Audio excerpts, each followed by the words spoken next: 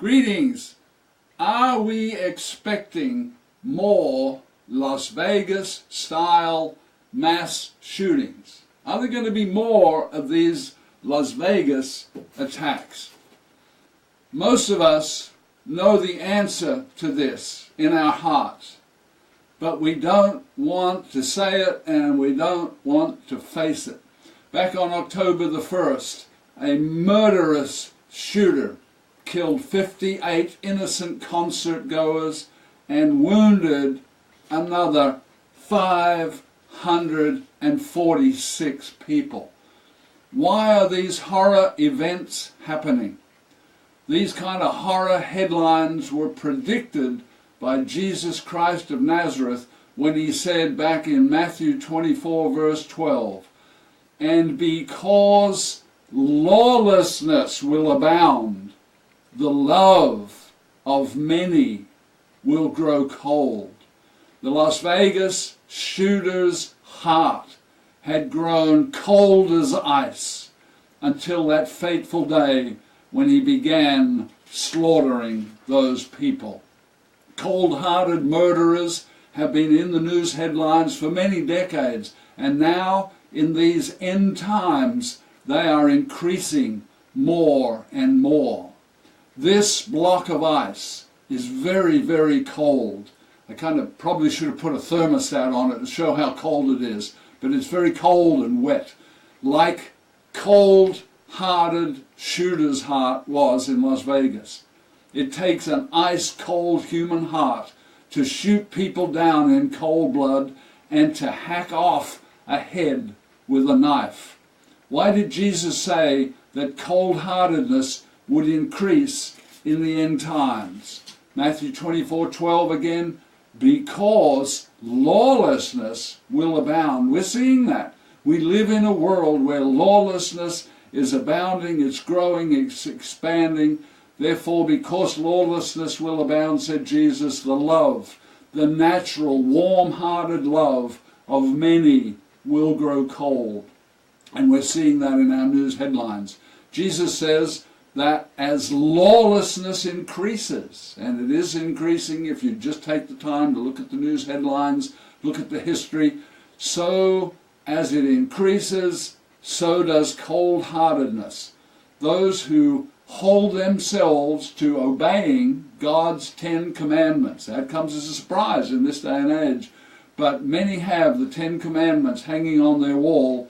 If they hold themselves to the 10 commandments, they cannot sink to murdering people. Commandment number 6 says, "Thou shalt not murder." Jesus repeats this in Matthew 19:18. Says, "Thou shalt not murder, thou shalt not commit adultery, thou shalt not steal, thou shalt not bear false witness." One major reason that Jesus returns to planet Earth is to stop the cold-hearted murdering. Jesus plans to create beautiful cities where it is safe for children to play in the streets without any violence. Now that comes to most of us. When that hits our mind, we go, that's a dream. That can't possibly be happening in the future. Jesus created planet Earth. He's the creator of the universe. He created the earth. He created Adam and Eve. And when he says that he's going to create cities without any violence, where the children can play safely in the street, he will do it. We just have to wait out the time until it actually comes into being. Jesus shows this plan in Isaiah 65 verse 18. "But be glad," says Jesus, who was the God of the Old Testament. A lot of people don't know that. "Be glad in what I create. For behold, I create Jerusalem," the future capital of the world. "I create Jerusalem as a rejoicing, and her people as a joy." That's not the way it is now. That's not the way New York City is now. That is not the way Las Vegas is now. Verse 19, "I will rejoice in Jerusalem, and the voice of weeping shall no longer be heard in her, nor the voice of crying. Never again will there be any Las Vegas-style mass murders in the news headlines. Also in Ezekiel 34:28, but they shall dwell safely, and no one shall make them afraid. Wouldn't that be a great thing had that been active? Had Jesus Christ already activated that verse in Las Vegas, where the cold-hearted mass murderer had pulled the trigger the first time and it would not fire. And maybe his hand would freeze and he couldn't do any harm. In the future, prevention. People will be prevented from mass murdering and cold-hearted killing. Before Jesus brings peace and safety to our planet, there will be the worst time of violence ever on planet Earth, much worse than what you saw on the news watching the aftermath of the Las Vegas murderers. Matthew 24:21, for then will be great tribulation, great trouble, great turmoil, such as has not been since the beginning of the world. Think of the whole history of mankind until this time, no, nor ever shall be. This is going to be much worse than Hitler's World War II. Now, we didn't experience that for ourselves, but if you go back and look at the videos in Hitler's World War II, in England, in France, people were being slaughtered, people were being marched off to the gas chambers. It was a very, very bad time in history, but Jesus says this coming tribulation is going to be much, much worse than anything ever seen on planet Earth. Jesus was repeating what he had given to Daniel the prophet hundreds of years before. Back in Daniel 12, verse 1, it says, at that time there shall be a time of trouble or tribulation, such as never was since there was a nation, even to that time. So again, Jesus, Matthew 24, Daniel are saying there is coming the last 3.5 years before the return of Christ, the great tribulation. This is a time when the devil's beast power kingdom, you can read about it in Revelation, this beast power kingdom destroys, wait for it, 1/3 of mankind. You can read that over in the book of Revelation.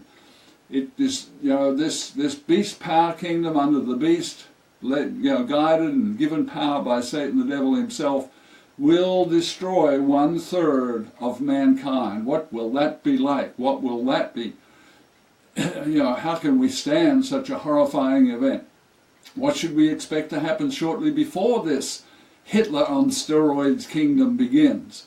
Jesus told Daniel about a massive invasion of the Middle East shortly before the tribulation. So we can be watching, we can be looking at the news, we can be looking at the Middle East, we can be evaluating whether or not it's getting close to the time of this massive invasion of the Middle East.